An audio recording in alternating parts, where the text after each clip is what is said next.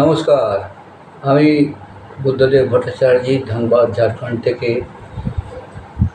এখন মিথুন রাশির আগামী 7 দিনের, অর্থাৎ আজ থেকে 7 দিনের বিষয়ে জানাচ্ছি আপনাদেরকে। মিথুন রাশির অধিপতি বুধ। এবার আপনাদের জানাচ্ছি, লগ্নস্থান অশুভ হওয়ায় দম্পতিদের মধ্যে সামান্য কলহ হতে পারে। এর জন্য আপনারা বিশেষ কিছু চিন্তা করবেন না।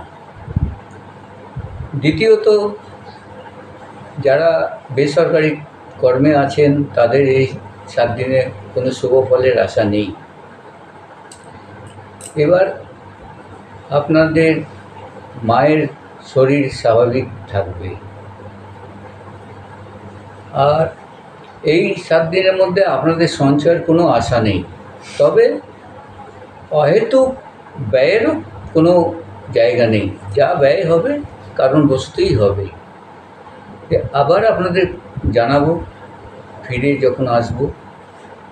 এখন এই পর্যন্তই রাখলাম। আশা করি আপনারা সকলেই ভালো থাকুন।